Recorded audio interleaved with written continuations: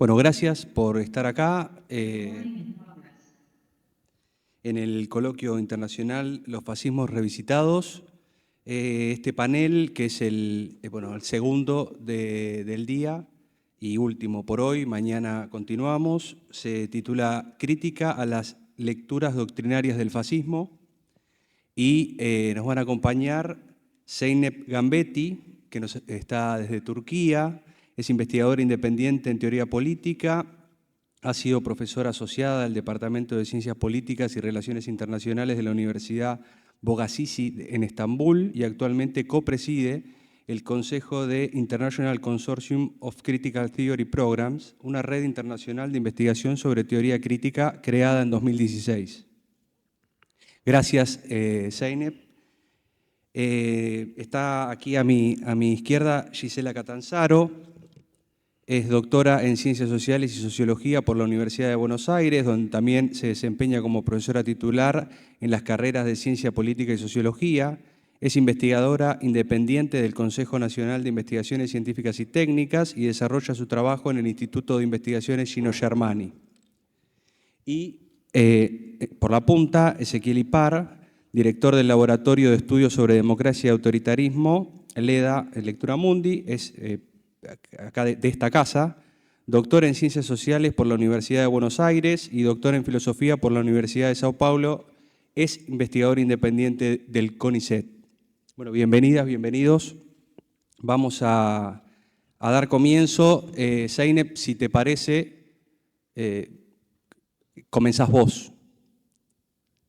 Thank you very much. I'm much honored to be here to be presenting in Buenos Aires, and also very much glad that I'm in the presence of friends and colleagues. So hi, Gisela. In this presentation, I will argue that the main questions that must solicit our attention as critical theorists are the following. One, is capitalism once again resorting to fascism? What are the patterns underlying the fascist turn of the 1920s and 30s that might find themselves being reiterated, albeit in different forms today? Two, do fascist patterns of domination require outright militarization or wholesale genocide, or can they coexist within today's societies with less conspicuous modes of domination and annihilation? I will be using the terms fascism and neoliberalism throughout the presentation. Concerning why I opt to use neoliberalism instead of the more generic capitalism, I need to make one point clear.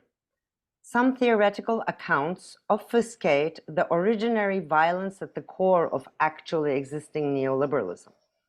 Underlying the obfuscation is an epistemic bias that, one, attributes priority to texts by Hayek, Friedman, etc., instead of neoliberal practices. Two, ignores the global south when historicizing neoliberalism.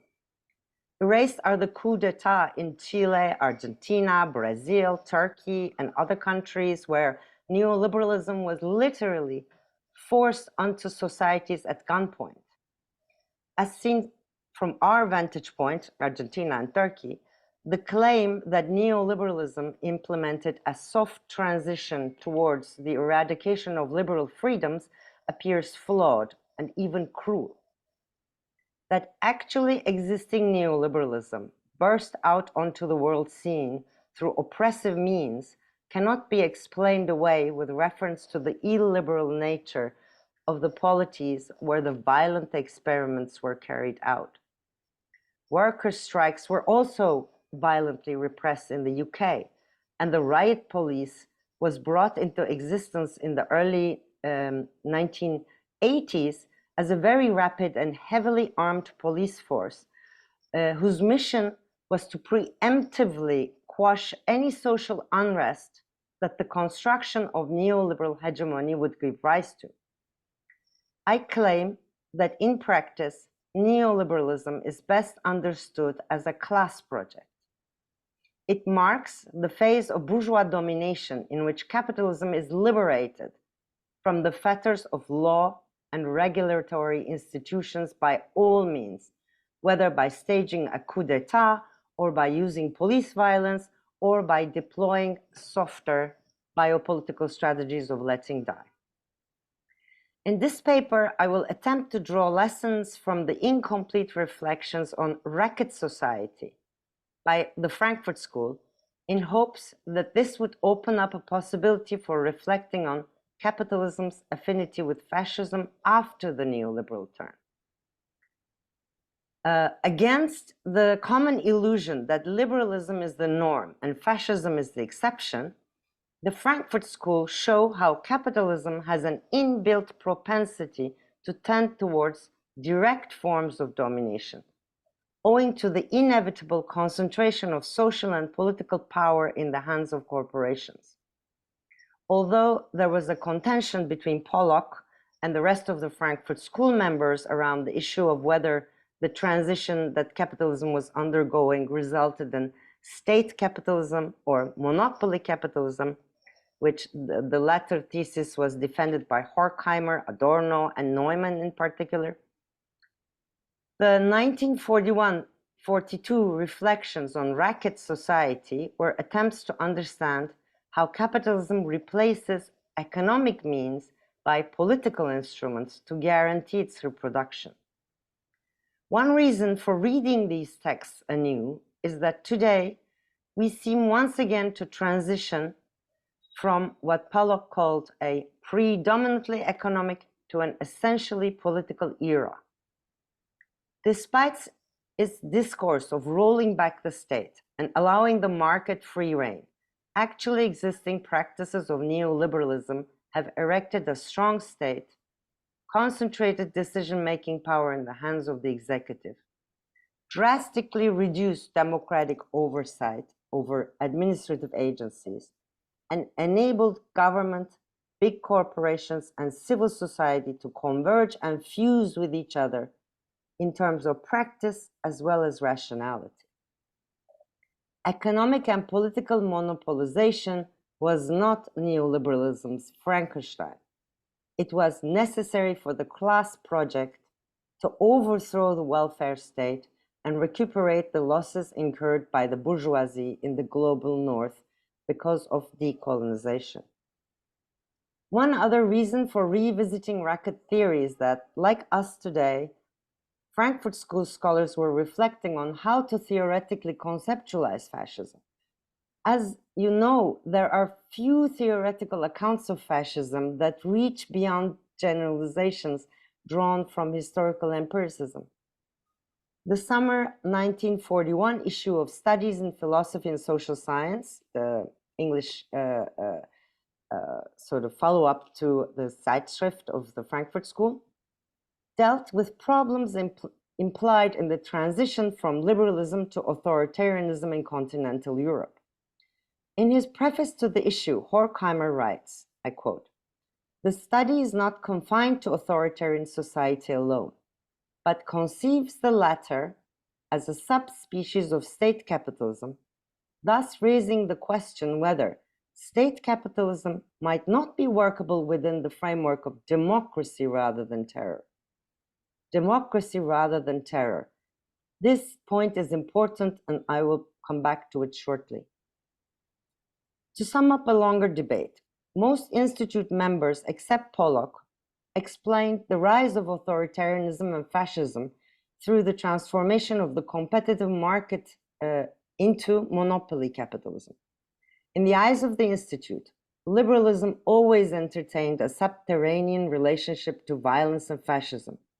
But in the very brief liberal period of capitalism, the competitive nature of the market allowed for some degree of social plurality and enabled the relative autonomy of institutions and administrative agencies. More direct and personal forms of domination remained concealed, but persisted in the margins of society, particularly in practices of racketeering and organized crime. But as industrial corporations concentrated more and more capital in their hands, small entrepreneurs could not hold out in the competition for social power. The shift towards monopoly capitalism resulted in the decline of law and a return to direct forms of domination. That's the Frankfurt School narrative, right? Nazi Germany had brought into broad daylight the true character of capitalism. So, fascism was not affixed to capitalism, but its inbuilt propensity. Interestingly, racket society was the concept Institute members chose to express the mediation between impersonal forms of domination in market society and more personal or direct domination characterizing late capitalism. Horkheimer advanced the thesis that monopoly capitalism was ruled by rackets. Rackets designated large and small groups, from the highest capitalist bodies down to the smallest pressure groups and mafia, working within or outside the pale of law. These struggled for as great a share as possible of the surplus value produced by society. As a concept, racket society expressed the capitalist totality that shed the fetters placed upon it by liberalism. Although the term appears flimsy at first, we have no shortage of shallow analyses reducing the complex and intricate relations in our times to gangsterism. I believe that there is still much merit in Frankfurt School efforts to provide racketeering with both historical and philosophical depth. In a 1942 fragment entitled Rackets and Spirit, Horkheimer wrote, I quote, "Every racket conspires against the spirit. All conspire against and among one another. The reconciliation of universal and particular is imminent to the spirit. The racket is their irreconcilable opposition, though concealed behind ideas of unity and community." End of quote. Evidently, racket is not a descriptive trope, but a concept meant to theoretically articulate social and economic domination to political domination. Horkheimer and Adorno hoped that a study of such broad border phenomena as racketeering would, I quote, offer useful parallels for understanding certain developmental tendencies in modern society. End of quote. The racket was conceived as a basic form of domination, but the flip side was that protection is the archetype of domination. And so the racket's primary function was to provide for protection for the in-group.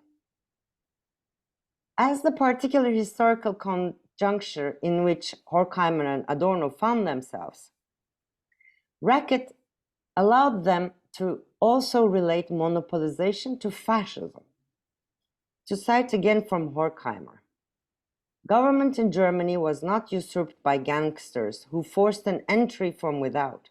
Rather, social domination led to gangster rule by virtue of its own economic principle. During the era of free industrial economy, when none of the many decentralized enterprises was so powerful that it did not need to compact with the others, self-preservation was restricted by standards of humanitas.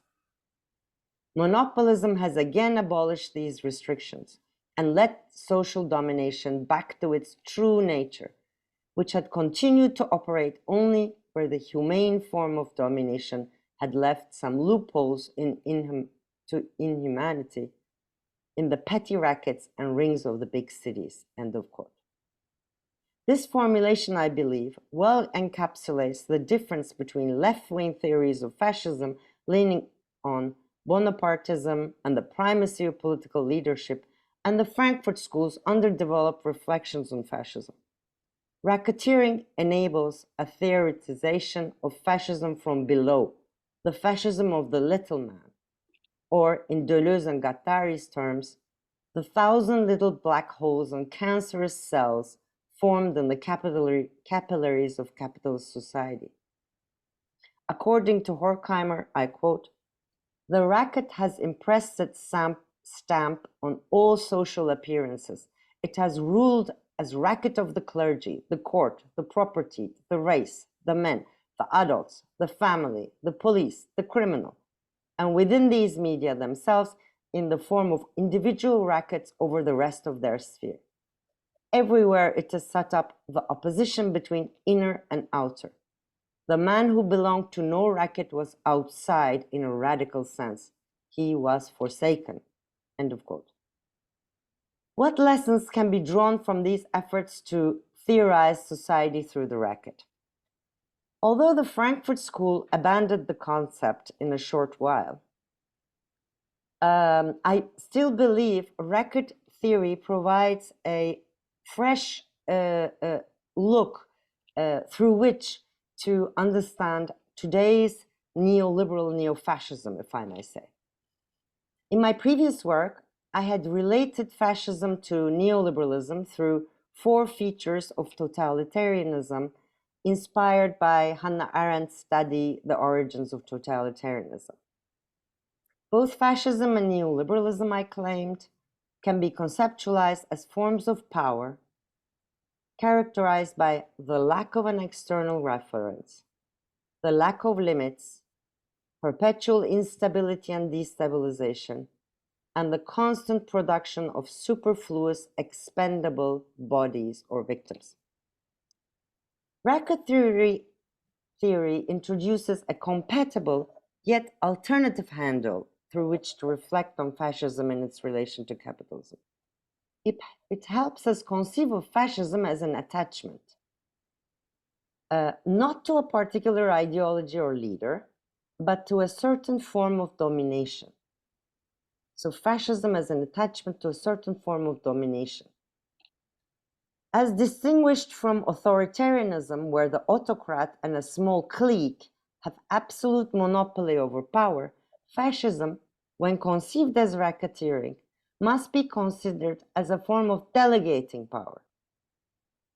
A party or movement is fascistic when it can augment, not reduce, the power of its partisans, when it allows them the power of domination over outliers, designated enemies, objective groups or populations. Each partisan is licensed to use and abuse this power in all impunity within their designated morsel or orbit of power. Evidently, this is not the power to determine one's own future. It is rather an egotistic potency that needs no other mediation than that of the party or movement. Fascist organization works by outsourcing the means of domination. It is in this respect that it has affinities with the mafia or organized crime. When viewed from the perspective of racket theory, it becomes clear that the overall aim of fascism is not to mimic the state or erect it into a monolithical entity. Unlike in Bonapartism or state capitalism, racketeering becomes truly operative when the state implodes in such a way as to allow micro-fascist cancerous cells to proliferate throughout society. In Neumann's terms, the fascist state is a non-state, a rule of lawlessness. But the fascist art of politics par excellence consists in making these chaotic micro-fascist cells resonate with all the other rackets. Resonance is achieved among organized groups such as the state administration, the party, the army, capitalist corporations, educational or cultural institutions, through deals, as Trump would say, or compromises, as Neumann names them. Partisans and individual supporters are brought into resonance through the distribution of morsels of power, which they know they can be deprived of if they start acting autonomously. That, I believe, is how Gleichschaltung works. The gist of the matter is that Gleichschaltung, or synchronization, the German word, a Nazi word for synchronization, is not achieved through repression alone, but rather through a set of strategies designed to infuse the very capillaries of society with the desire to hold on to and aggrandize morsels of power. In other words, the Nazi state is not a failed state, but a negative unity composed of monads, each acting for themselves and conspiring to establish domination over those who are weaker. Ultranationalism, racial or religious belonging, or anti-genderism may become social glues that discursively hold the rackets together, but underlying the attachment to the leader or to ideological discourses is a burning desire for a morsel of power. When described in this manner, it becomes evident that neoliberalism entertains a double affinity with fascism. Historically, the imposition of neoliberal adjustment packages in the global south were rackets, deploying tactics ranging from institutional arm twisting by the IMF, World Bank, etc., to fomenting bloody coups.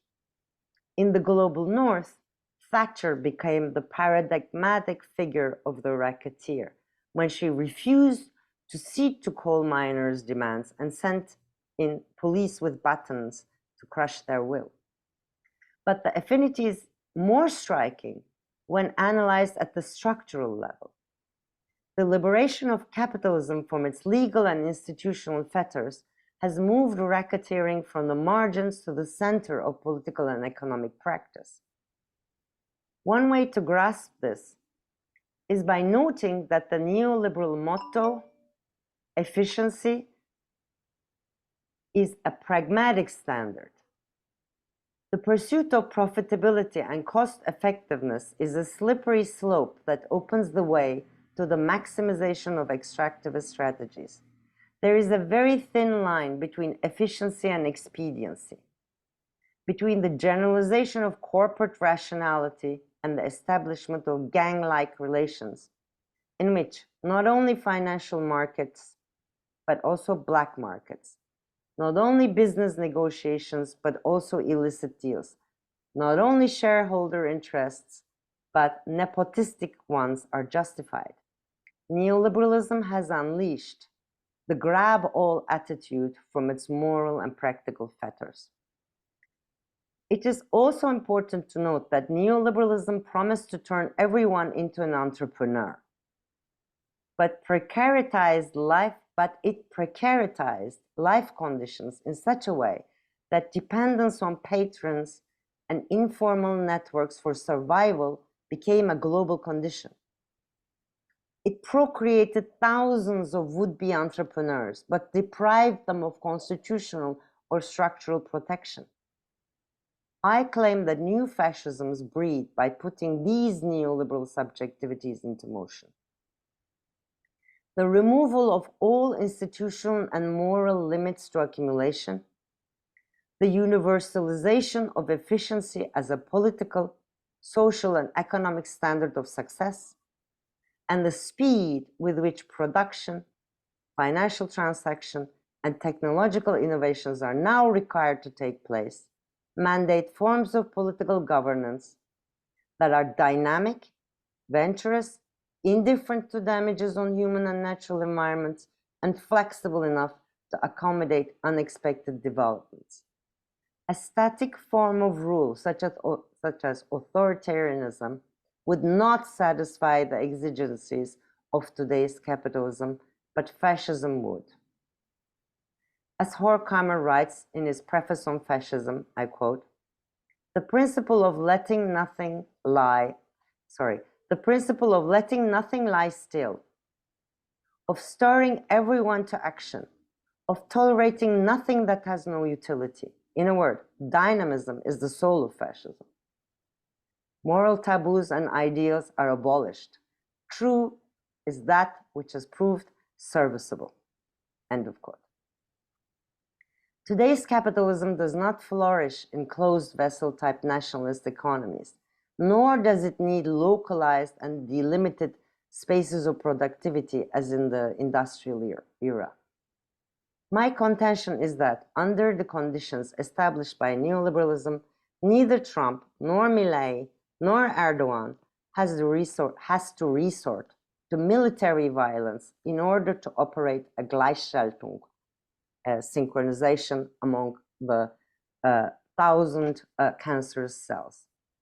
They can afford to keep up a facade of democracy and legality, since deal-making and arm-twisting are now part of the acceptable and admirable political practice.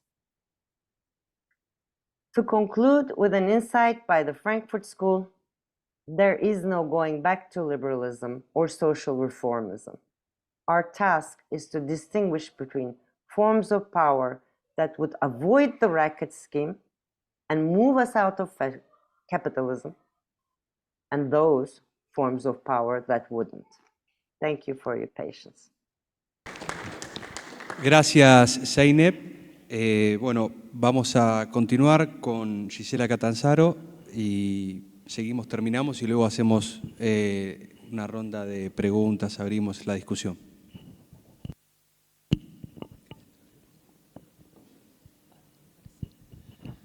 Zeynep, I have sent you by mail what I'm going to read so that you can read it in English, which is not in Spanish, but then you can translate it, okay? Because the translator is making quite a mess. So just for you to have it. Okay, okay, because Okay. I'm not getting any translation of the You are Spanish, not. I'm going to speak in Spanish. I'm sorry. Okay, I'll read in English. Okay. But I've sent you the text. Okay. Hola. Bueno, yo voy a leer un texto que se llama Fascismo e Ideología, relectura de las críticas de Theodor Adorno y Ernesto Laclau en un nuevo momento de peligro.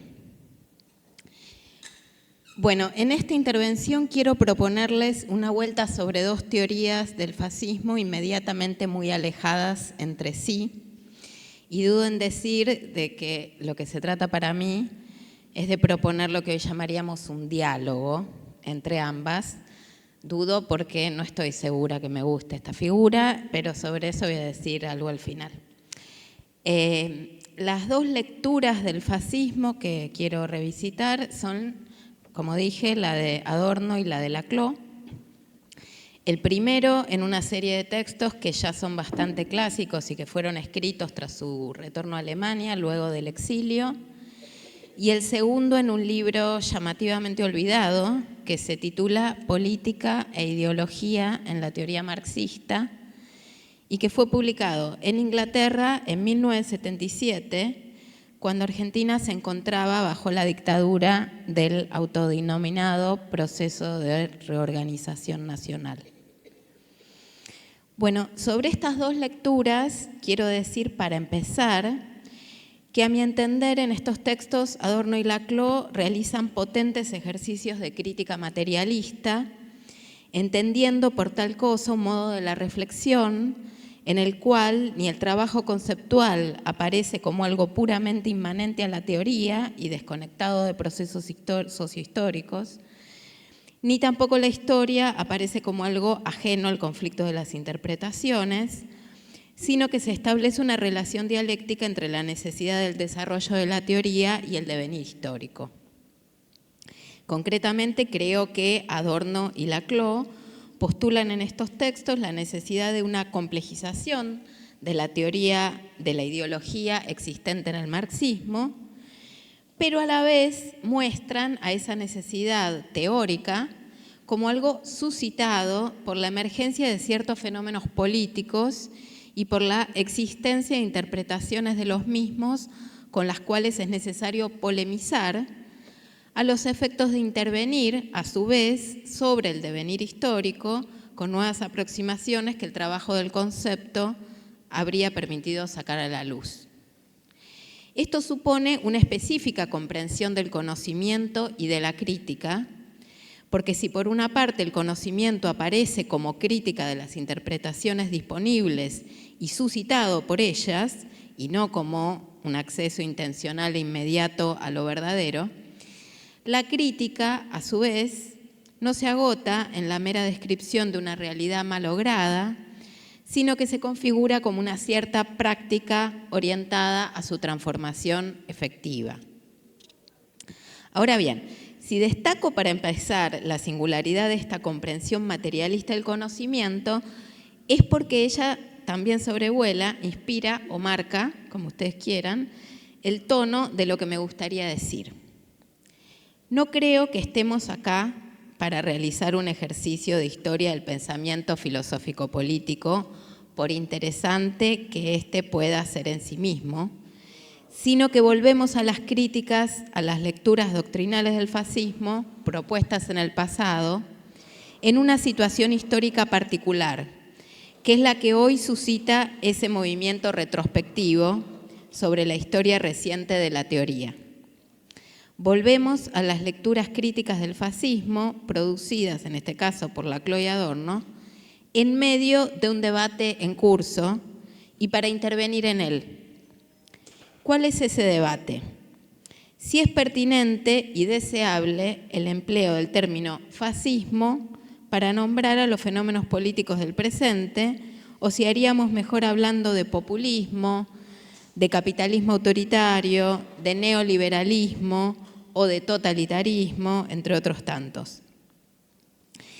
Si hay algo que podríamos ganar, pero también podríamos perder, al invocar el significante fascismo, como diría Laclau, para nombrar fenómenos políticos tales como el trumpismo, el mileísmo, el bolsonarismo, el erdoganismo o el modiismo, así como otros tantos actualmente vigentes en el continente europeo. Esa es la encrucijada teórico-política en la cual nos encontramos y que resuena en todo lo que vamos a decir. Digo encrucijada teórico-política porque me parece importante destacar que este debate excede los límites de una discusión académica sobre pertinencias historiográficas. Lo que está en juego es si ese nombre, fascismo, sería capaz de ayudarnos a organizar la resistencia. Pero si aceptamos la presencia de esa inquietud política en nuestros interrogantes teóricos, creo que también tenemos que aceptar que las preferencias por una u otra de las denominaciones que acabo de mencionar no puede encontrar su fundamento exclusivo en la precisión o falta de precisión científica a la hora de comparar los casos, sino que ambas vienen sobredeterminadas por las historias singulares de lucha que han venido configurando el sentido de los términos a través del tiempo en las distintas latitudes y escenarios nacionales de los cuales nosotros provenimos. Dicho en otros términos, en los nombres otorgados a los fenómenos que pretendemos conceptualizar resuena o resulta acallada una historia extrateorética que remite al potencial que esos nombres tuvieron para conjurar al espectro y nombrar el daño ejercido en un momento dado sobre un pueblo singular que buscó enfrentarse a él. Sabemos que en Argentina las luchas contra la dictadura han tenido un peso y un acompañamiento popular que hasta aquí no han tenido las luchas contra el fascismo. Y creo que ese hecho debería ser tomado en cuenta por una aproximación teórica que se resista a colaborar con el eurocentrismo teórico-político dominante. Creo que en lugar de dar por descontada la inmediata traducibilidad de las categorías más difundidas globalmente para nombrar y combatir a la derecha hoy, una perspectiva atenta a las violencias del universal tendría que empeñarse en mantener visibles las asimetrías existentes en el globo, entre comillas, globo, y el carácter desigual y combinado de las políticas desigualitarias, sacrificiales y punitivas que marcan la tonalidad de nuestra época. Pero, dicho esto, creo también que esa sensibilidad para con las singularidades de los capitalismos periféricos nos plantea un dilema político, porque es igualmente cierto que en la lucha contra los fachos o contra la vida facha pueden tejerse alianzas entre movimientos de resistencia actualmente existentes en distintos países que posiblemente no serían propiciadas por la consigna de la lucha contra la dictadura, y así resulta necesario también exponer los límites de una aproximación que, intentando no hacer violencia a la singularidad, dejara en las sombras la presencia de tendencias globales en su formación y transformación. Personalmente, considero que lo que se impone en este sentido es intentar evitar el borramiento de lo dilemático de la situación y aceptar que la discusión teórica sobre la pertinencia o inadecuación de un término como fascismo para referir a los cercenamientos que el actual gobierno de Javier Milei produce sobre la vida popular en Argentina tiene que quedar en parte abierta hasta tanto no se compruebe la capacidad de interpelación del antifascismo como insignia de las luchas políticas organizadas contra él. Como sabemos, lanzar una consigna política es en gran medida apostar a una resonancia y proponer una genealogía. Los conceptos no son consignas, pero tampoco algo radicalmente discontinuo que vendría a romper por primera vez el griterío circundante. Adorno nos recuerda precisamente esto en el ambiguo título de uno de sus libros, Consignas, que retiene el doble sentido del término en alemán. Dicho entre paréntesis, descubrí hace muy poco, 2 semanas diría, que el inglés no tiene un término para consignas, lo cual es una pena, porque si de un lado esto favorece la imaginaria disociación entre conocimiento y política, de un lado los eslogans, del otro el knowledge. Por otra parte, favorece también la introducción subrepticia, no reflexionada, de un lenguaje político particular como si ya fuera un concepto, que no precisa ulteriores discusiones. Eslogans no reconocidos como tales pasan como conceptos universales, un viejo tema de las críticas a la colonialidad del saber.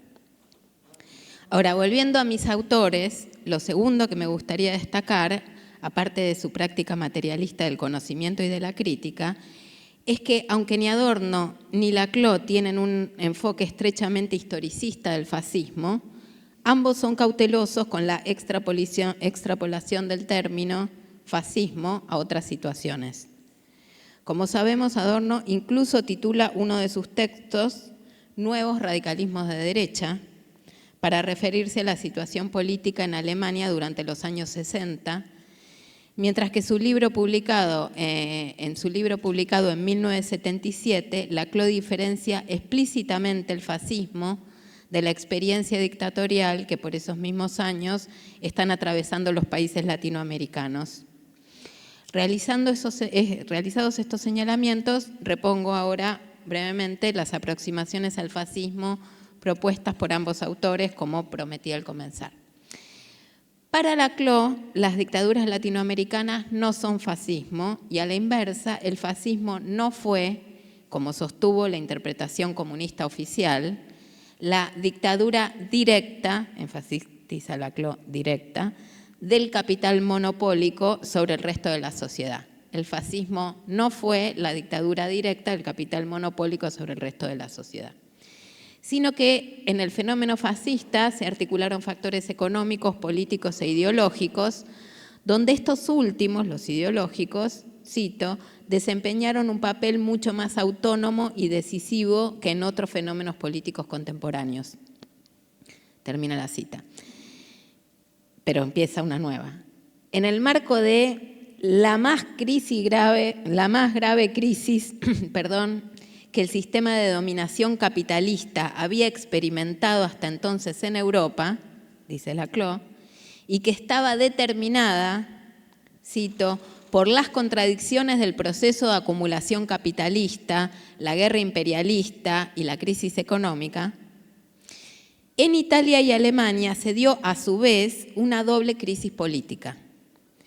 Crisis del movimiento obrero, que debido a su reduccionismo de clase quedó sin respuesta frente a la radicalización de las clases medias, mostrándose incapaz para presentarse como alternativa popular hegemónica al conjunto de las clases dominadas, y crisis de los sectores dominantes, que no pudieron neutralizar por los métodos tradicionales el potencial jacobino de las interpelaciones popular democráticas, y a los cuales el movimiento fascista les aportó la condición que el capital monopolista necesita para poder servirse de la movilización de las masas contra el sistema de poder tradicional. Esto es la garantía de que las interpelaciones popular democráticas se mantendrían desconectadas de toda perspectiva socialista, es decir, desconectadas del antagonismo de clase.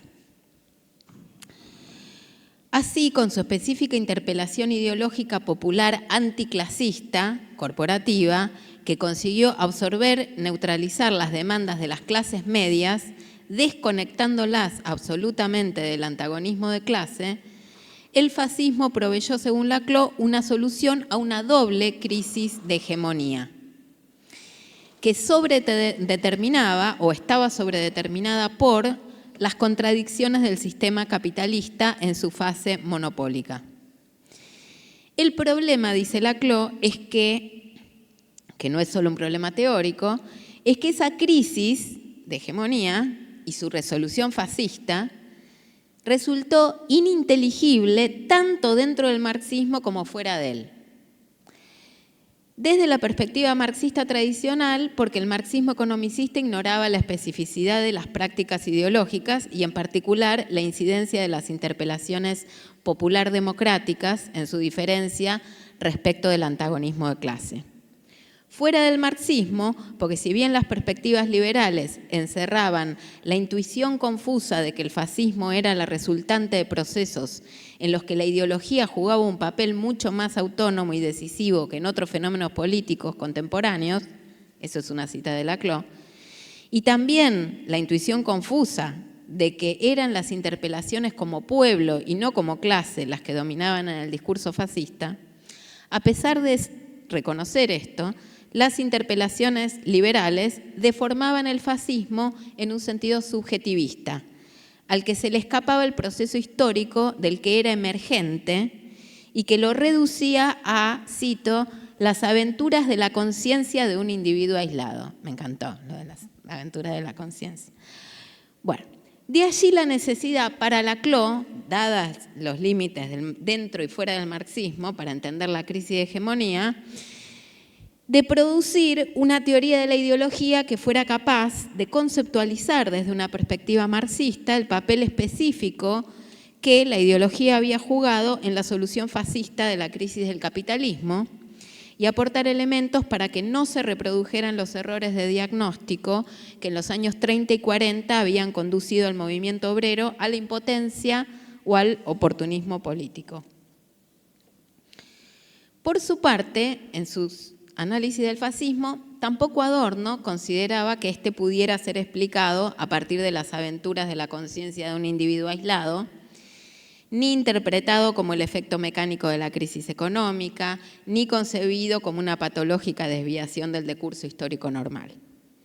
Como insiste en sostener en la teoría freudiana y el modelo de la propaganda fascista, qué significa superar el pasado y aspectos del nuevo radicalismo de derecha, de lo que se trata, para Adorno, es en primer lugar de pensar cuáles fueron los presupuestos sociales objetivos que llevaron al fascismo, lo cual implica considerar factores económicos, políticos e ideológicos. Otra vez. Entre los factores económicos destaca la tendencia a la concentración del capital y entre los políticos los límites de una democracia que no procura ni la autonomía ni la felicidad que promete, motivo por el cual los individuos permanecen indiferentes frente a ella cuando no pasan a odiarla ocultamente. En este sentido, dice, el fascismo debería ser comprendido, cito, como el estigma, la cicatriz de una democracia que hasta el día de hoy no ha hecho justicia a su concepto. La forma de organización política es percibida por la mayoría como inadecuada a la realidad social y económica, y así como uno se ve obligado a adaptarse, se quiere que se adapten también las formas de vida colectiva. Aquellos cuya impotencia real perdura no soportan lo mejor, ni siquiera como apariencia.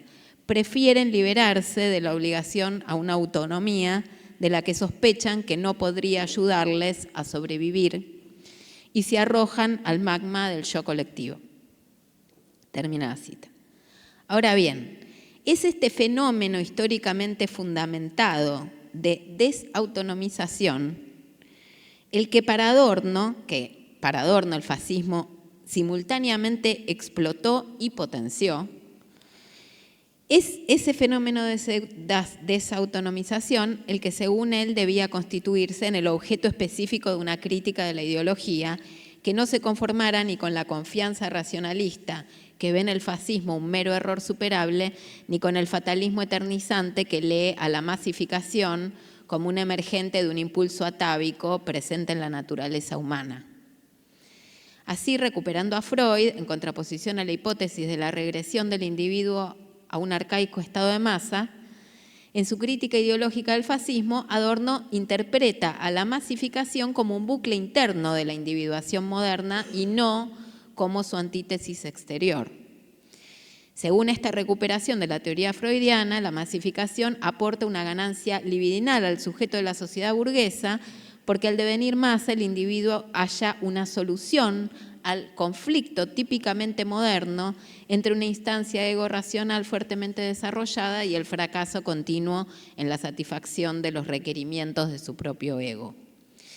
Para Adorno, el fascismo había explotado esta solución de compromiso, promoviendo un tipo de identificación con el líder que le permitía al individuo satisfacer su narcisismo sin tener que someter a crítica los imperativos sociales dominantes.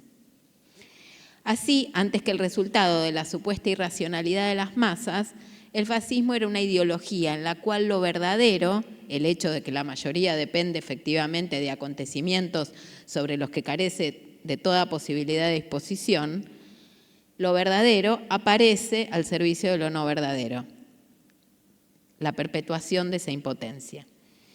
Y frente a esta ideología, la tarea de la crítica de las ideologías consiste en analizar cuáles son los mecanismos por los cuales la interpelación fascista consiguió operar sobre deseos, malestares y frustraciones de los individuos en la sociedad moderna, ofreciéndoles algún tipo de satisfacción en el plano pulsional y dejando simultáneamente intactas las condiciones objetivas que producían ese malestar. Entonces, ¿qué es lo que podemos destacar de estos análisis? Creo que lo que vemos acá es que en sus análisis del fascismo, Adorno y Laclau rechazan las explicaciones liberales y reclaman una complejización de la crítica marxista de las ideologías para pensar al fascismo. Pero a su vez, la crítica ideológica del fascismo que cada uno de ellos emprende avanza en dos tipos de indagación muy distantes entre sí. Mientras Adorno pone el foco en los mecanismos psíquicos movilizados por el fascismo y el modo en que éste consigue dar satisfacción a un conflicto pulsional experimentado por el individuo moderno en la sociedad capitalista desarrollada, Laclau piensa al fascismo como un tipo de interpelación política particular en conflicto con otras, que consiguió canalizar demandas radicalizadas de la sociedad frente a la impotencia del movimiento obrero y de un modo que resultó funcional al bloque de poder. El análisis responde, en cada caso, a una pregunta específica. ¿Qué respuesta ofrece esta ideología a los conflictos en que se encuentra atrapado el individuo moderno en la sociedad capitalista, en el caso de Adorno, y cómo cuaja esta ideología en la coyuntura de crisis política en la Europa de entreguerras, en el caso de Laclau? Pero en ambos casos, la idea de crisis, de una crisis históricamente determinada que aguarda resolución y que está articulada a su vez con otra serie de crisis que se dan en distintos niveles, se encuentra en la base del análisis. Y me parece que esa colocación de un estado conflictual históricamente situado en la base del análisis aporta un correctivo importante a una tendencia a la deshistorización fetichista que actualmente amenaza al análisis de las derechas, ya sea que éstas sean interpretadas como la manifestación de una demiúrgica razón neoliberal o explicadas en base a mecanismos psíquicos transhistóricos. Me parece que, en contraposición a la primera tendencia, el análisis de Laclau pone de relieve que la historia no es el resultado de una lógica, de un único sujeto político, sino del conflicto entre una serie de interpelaciones en pugna que producen efectos tanto por sus prácticas efectivas como por sus déficits prácticos. En lo que respecta al análisis de los mecanismos psíquicos implicados en los procesos políticos, creo que Adorno nos ofrece un poderoso antídoto contra el fetichismo psicologista cuando alerta sobre los riesgos de pensar la psiquis individual como una suerte de zócalo de naturaleza sobre el que luego vendría a montarse una historia cuyas derivas no tendrían ningún efecto práctico sobre esa psiquis. Pero además, el énfasis que ambos ponen en la necesidad de interpretar la ideología fascista como el resultado de una serie de crisis articuladas que operan en distintos niveles, arrojando contradicciones sobredeterminadas y no simples, diría Althusser, evita invisibilizar los sesgos que necesariamente tienen las lecturas que cada uno de ellos privilegia. Y esto podría tener un poderoso efecto destotalizador sobre los estudios especializados contemporáneos, abocados cada uno a una dimensión del problema totalmente desconectada de todas las demás. En efecto, mirada desde la perspectiva materialista que ambos autores defienden, la crítica de la derecha contemporánea sin duda reclamaría un análisis de sus condiciones subjetivas de posibilidad y un análisis político estratégico, pero no podría agotarse ninguno de ellos, so pena de perder por el camino las condiciones sociales que permiten que ciertas interpelaciones políticas puedan cuajar o no, y que también vuelven predominantes ciertos mecanismos inconscientes en detrimento de otros. Por otra parte, y para finalizar, me gustaría destacar que si los análisis de Adorno y Laclau respecto del fascismo avanzan en sentidos muy diversos, ambos lo hacen en nombre del análisis de las ideologías.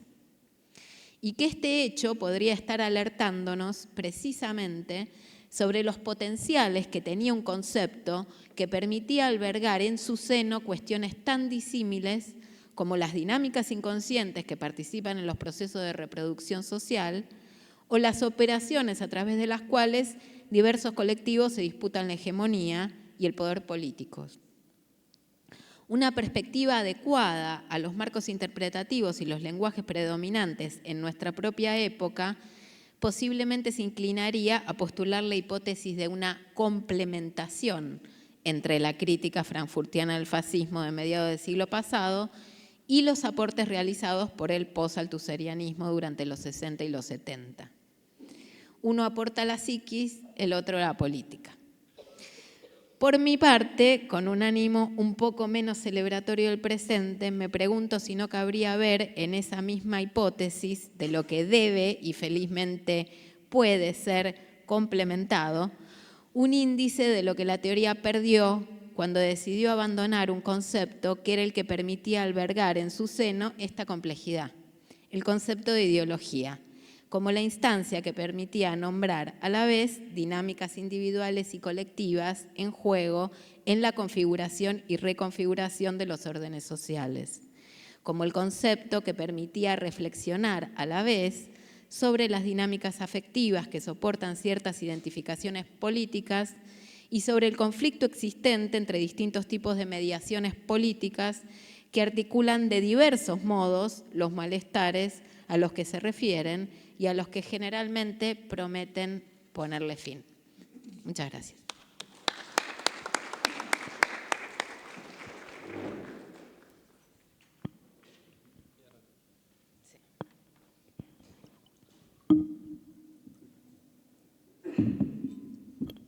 Bueno, buenas tardes.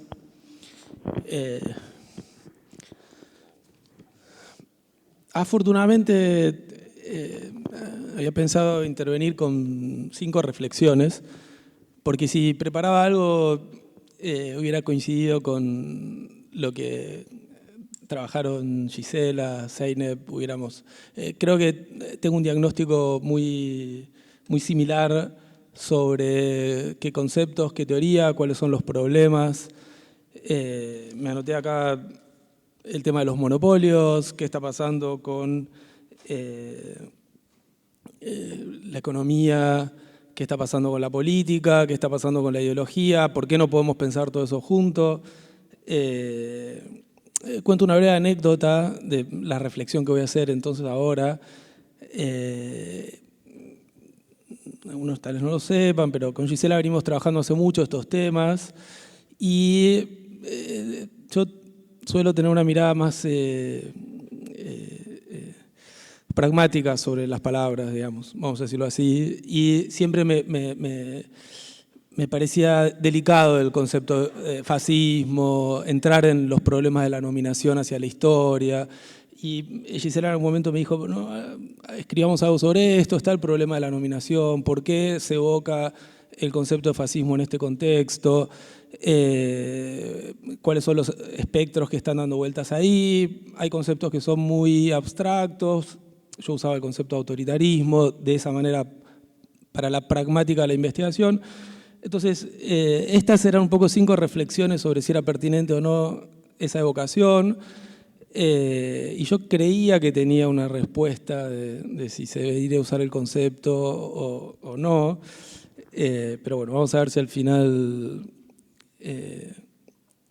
me puedo decidir. Son 5 reflexiones sobre mi vacilación en torno a este uso, ¿sí?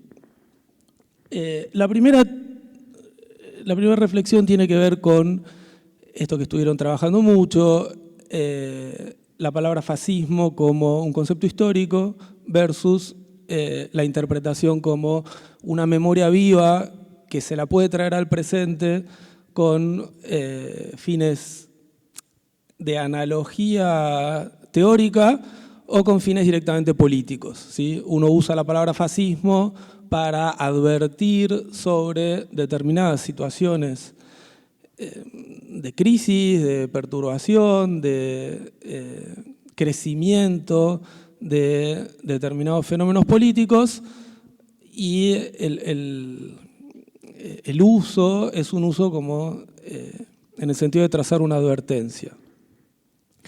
Ahí yo tengo una relación un poco extraña con un autor que citaba Pasquale, que es Robert Paxton, ¿sí? Sinceramente no lo conocía, me lo crucé en un artículo del 2021, donde, y a partir de ahí lo empecé a leer, etcétera, pero donde Paxton, que es un gran estudioso del fascismo histórico, es un estudioso, agregaría, de algo que se dan cuenta que es lo que nos interesa cuando nos hacemos esta pregunta. No es un estudioso de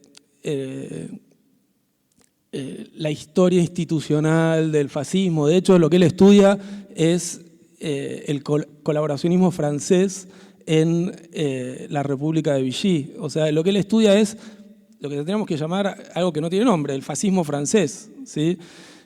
Frente a la imagen que había todavía en la década del 60 de que fascismo había habido en Italia y en Alemania, y que en Francia lo que había habido era una resistencia heroica o una resistencia subterránea, lo que estudia Paxton es básicamente no solo el colaboracionismo, sino la construcción de una adhesión de masas en la sociedad civil y también en determinadas instituciones de la sociedad civil. Por ejemplo, él cuenta, es interesante el modo en el que estudió esto. Estaba prohibido en Francia levantar archivos en la década del 60 porque todo lo que se pudiera decir de la República de Vichy tenía 50 años de esto no vamos a hablar hasta que... Pero entonces lo que hace es va y busca los archivos de los alemanes. Los archivos de los alemanes estaban tomados por las fuerzas aliadas, y ahí levanta y se fija que las empresas francesas son las que más colaboran fuera de Alemania con la contribución del esfuerzo bélico de Alemania, o sea, son las que más aviones hacen, tanques, etcétera, después de Alemania, las que más soldados aportan a esa movilización, las que más apoyo comunicacional aportan, etcétera. O sea, es ese tipo de enfoque, ¿sí? Bueno, ¿qué pasa con esta adhesión que fue la que tuvieron los franceses en ese contexto?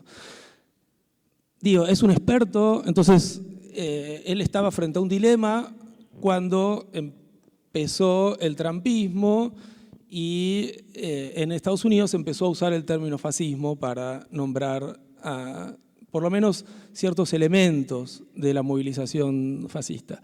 En el 2016 lo habían consultado como experto en el término, por decirlo así, como si alguien pudiera custodiar el término, y él había dicho no de ninguna manera, ¿sí? No corresponde, es una injusticia epistémica no tiene nada que ver el trumpismo con el fascismo y, sobre todo, no le hace justicia a la memoria histórica. O sea, si uno toma el fascismo como un hecho social total, tiene que incorporar el genocidio, la colaboración. Entonces, en el 2016, Paxton dice no.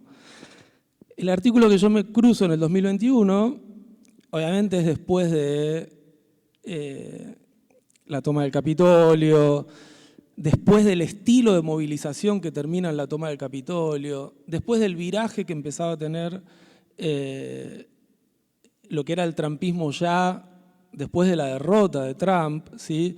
La relación que empiezan a tener los grupos supremacistas blancos dentro del trumpismo, la normalización de la violencia política, un llamado al orden como una cosa abstracta, pero que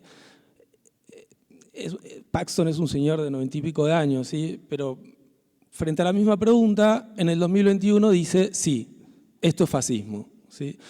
Quiero decir,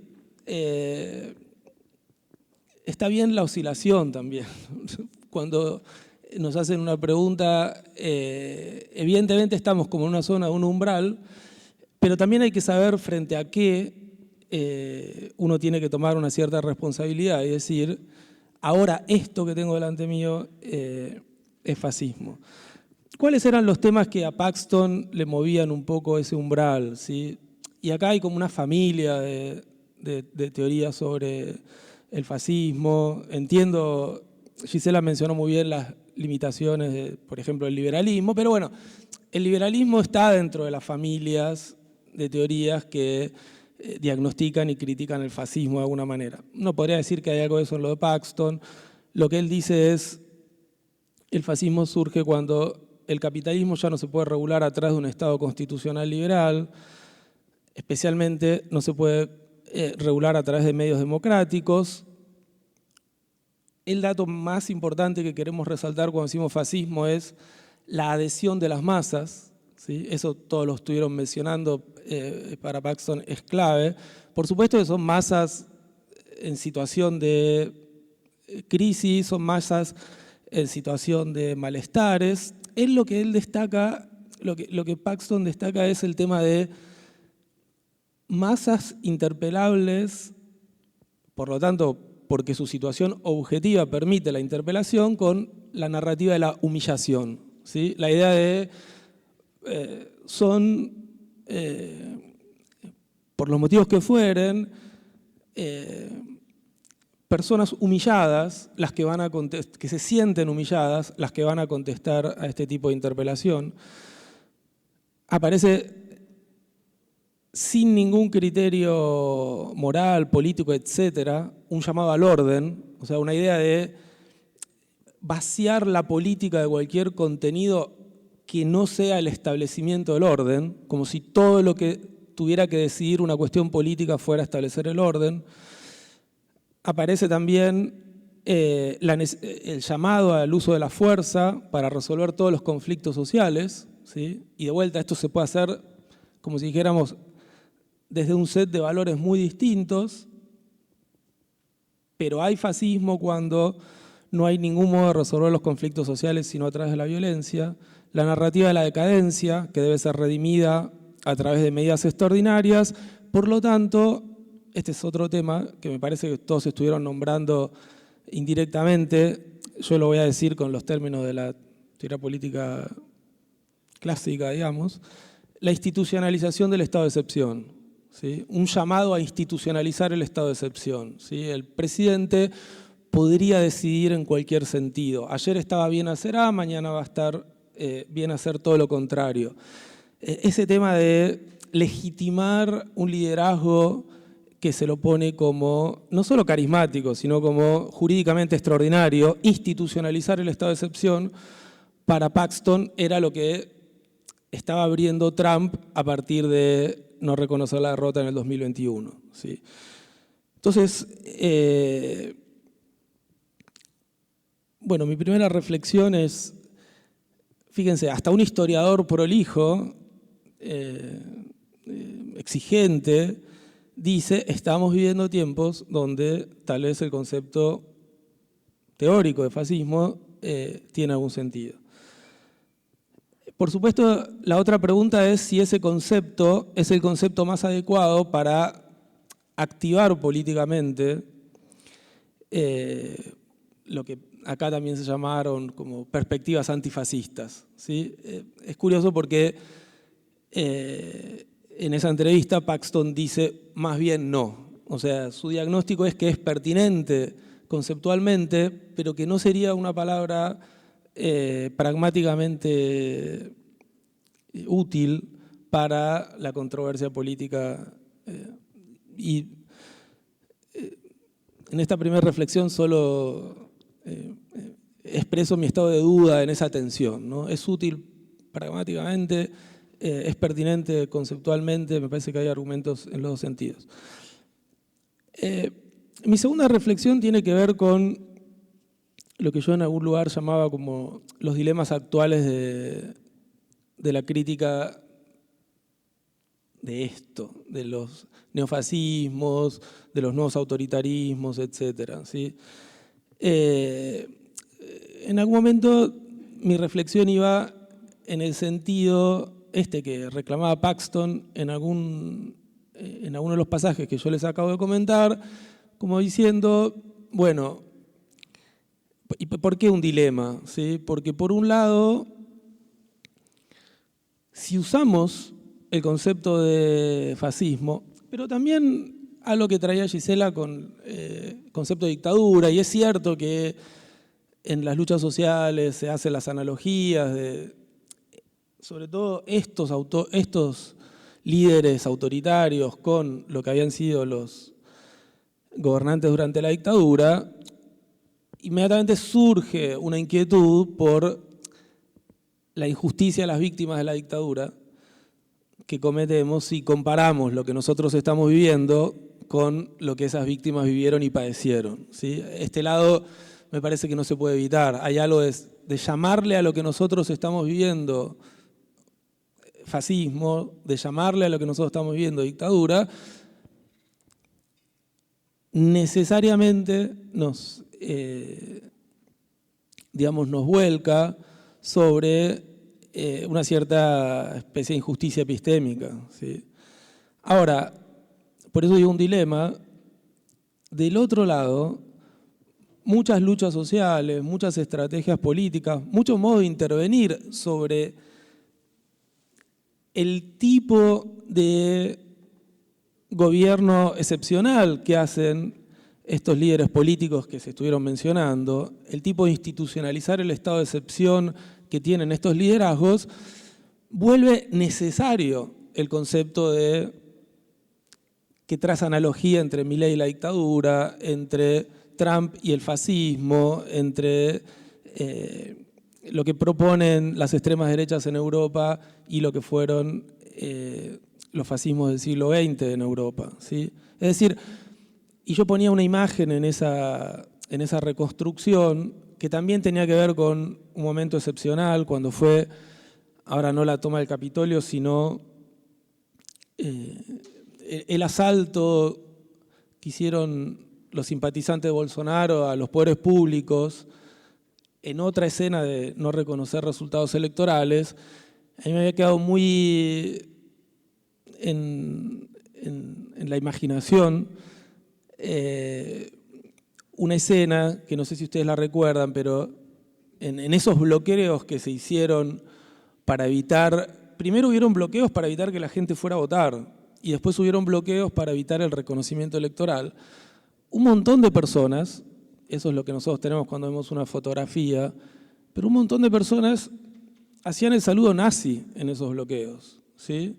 O sea, y usaban una discursividad que no era solo autoritaria, era una discursividad de segregación racial, era una discursividad de supremacismo, el que fuera, y lo usaban para intervenir políticamente, ¿sí? Entonces uno dice, bueno, no le estamos haciendo, podemos estar haciendo la injusticia a las víctimas, pero es un concepto que necesitamos usar. Y miren lo que yo traje. Yo no hago análisis de discurso tan detallado como el que hace Gisela, o antes la había Sol Montero, y decía gente que se dedica a esto de un modo mucho más dedicado en la técnica del análisis. Yo hago análisis de contenido, pero traje el discurso de nuestro señor presidente Milei en las Naciones Unidas, y fíjense, digamos,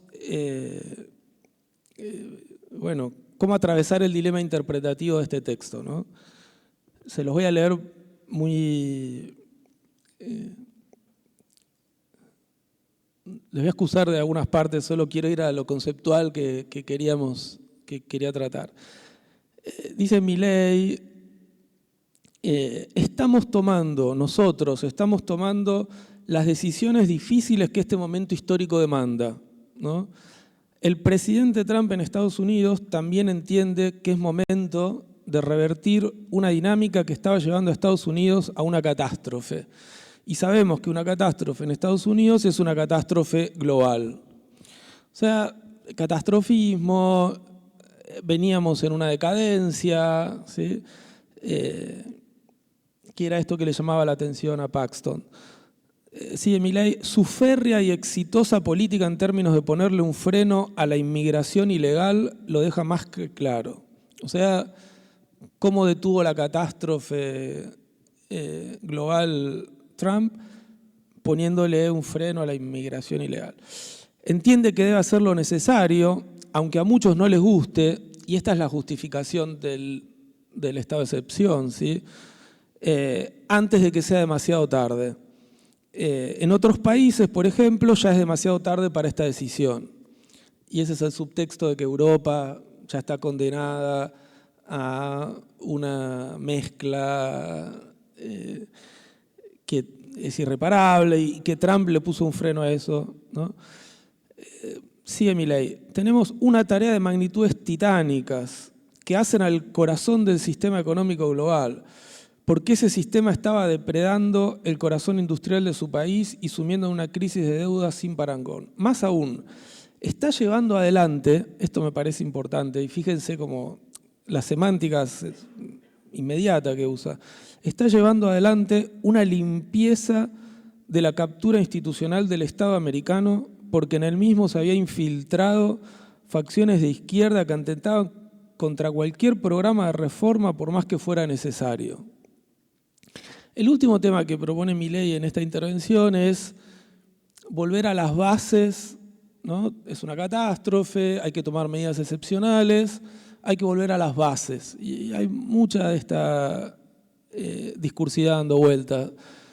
Pero ¿cuáles son las bases? Acá él plantea las bases dentro de el sistema de derecho internacional de Naciones Unidas.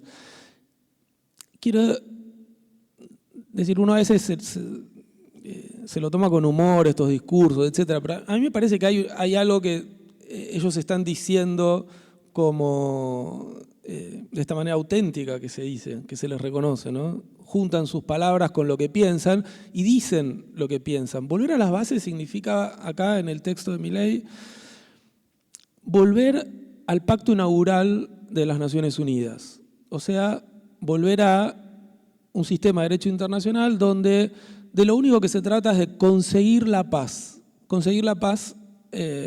bajo cualquier medio. Entonces, lo que yo me ponía a revisar es, bueno, ¿qué sería volver a las Naciones Unidas del comienzo? Y ahí uno empieza a entender, claro, por ejemplo, uno puede sostener esa tesis y decir, todos los tratados en materia de derecho internacional que se sancionaron para luchar contra la discriminación, luchar en contra de la discriminación contra las mujeres, esos no forman parte del acuerdo inaugural, ¿sí? Son tratados que se firmaron en 1977, por ejemplo. Los tratados de pactos de derechos civiles y políticos son pactos de 1966, del que se derivan un montón de otras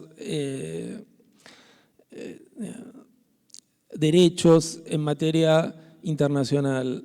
Inclusive, si uno lo toma al pie de la letra, Milei, el Tratado contra la Prevención del Genocidio, que es el tratado junto con el Tratado de Derechos Humanos, el más importante que surge de la creación de las Naciones Unidas después de la Segunda Guerra, son tratados de 1948. Entonces, si uno se lo toma al pie de la letra, tampoco eso, y tal vez tampoco los tratados de derechos humanos, ¿sí? ¿Por qué? Porque un poco lo que él está diciendo es, ahí hubo como un exceso normativo, y está toda esta idea de hay un exceso de normas, hay un exceso de regulaciones, hay un exceso en toda esa jurisprudencia. En ese sentido no se trata ahora de destruir el Estado liberal que destruyeron los fascismos en el siglo XX, se trata de destruir este andamiaje jurídico que está en el sistema de derecho internacional. Bueno, mi tercera reflexión tenía que ver con esto de política o economía, qué lugar aparece el neoliberalismo. Zeynep dijo un montón de cosas con las que coincido.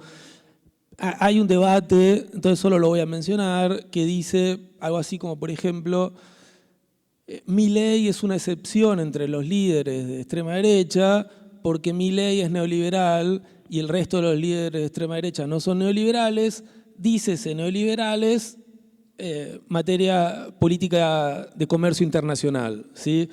Entonces, acá hay como una infinita confusión de describir como neoliberal solo en el subítem de qué política de comercio internacional tengo.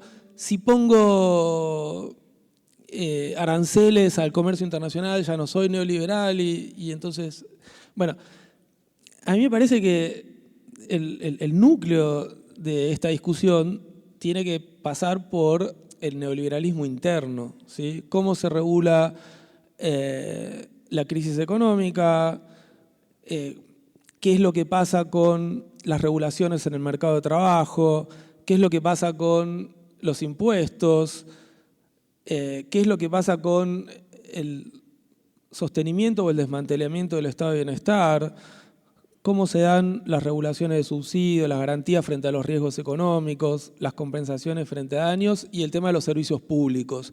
Y si uno pone toda esa batería de problemas de política económica interna, lo que va a encontrar son más coincidencias que diferencias entre estos líderes, ¿sí? Inclusive hay una idea que es un concepto, que no sé si lo conocen, que quiere dividir entre extrema derecha europea y extrema derecha en América, diciendo que en Europa la extrema derecha defiende el estado de bienestar, son welfaristas nativistas, estado de bienestar pero para nosotros. Yo he leído a economistas que siguen algún detalle de este debate y dicen sí pero. ¿Por qué sí pero? Porque si uno se empieza a dar cuenta que hay un partido que decide hacer recortes y esos recortes van a afectar especialmente a la población migrante y esos recortes están racializados y uno dice, estado de bienestar sí, pero para nosotros. Y después ve que la cláusula dice, bueno, pero todos los migrantes van a quedar del otro lado, todos los que tienen un color de piel van a quedar del otro lado. El nativismo y la destrucción neoliberal del estado de bienestar se empiezan a fusionar de otra manera, ¿no? A veces el nativismo puede ser solo el argumento de la política de desmantelamiento del estado de bienestar y viceversa. Empiezo a terminar porque no me quiero extender. Mi último punto, que sobre este quería tal vez hacer un contrapunto con todo lo que estuvimos pensando, lo que se estuvo diciendo, que es el tema de la reflexión normativa para pensar esta actualidad del fascismo, ¿sí? Lo podría traer de muchas maneras y solo estoy como invitando a una discusión. La pregunta directa sería, ¿hay un modo de hablar en todas las declinaciones que estuvimos mencionando, pero hay un modo de hablar de fascismo hoy que no requiera una justificación normativa del punto de vista moral, del punto de vista epistémico, desde el cual nombramos a algo como fascismo. Es decir, evidentemente, el modo más fácil de decirlo es el fascismo es una transgresión de ciertos marcos normativos que heredamos de las democracias liberales, ¿sí? El liberalismo está lesionado en los neofascismos, cualquier idea de un Estado constitucional democrático está lesionada en lo que vemos que operan los neofascismos. Ese sería el modo fácil. Pero a mí esto me perturba por otro motivo. Digo, si uno tuviera que poner a toda esa normatividad en suspenso o bajo revisión, digamos, inclusive reconociendo que en muchos casos la usamos sin terminar de reconocerlo, ¿no? Pero a mí me preocupa otra cosa, que es el nombrar a las posiciones políticas y a las posiciones discursivas de esta crisis solo con el término polarización y con el término especularidad. No sé si vieron esta situación, que a mí me parece extremadamente justificable. Aparte hay una fenomenología de esto, que es decir, bueno, no, lo voy a decir coloquialmente, nosotros los acusamos a ellos de violentos y ellos nos acusan a nosotros de violentos. Nosotros los acusamos a ellos de mitologizadores y ellos nos acusan a nosotros de mitologizadores. Nosotros decimos, hay una parte de la realidad social profunda que tal perspectiva ideológica no está percibiendo y ellos dicen que nosotros hacemos algo parecido, ¿sí? Hay una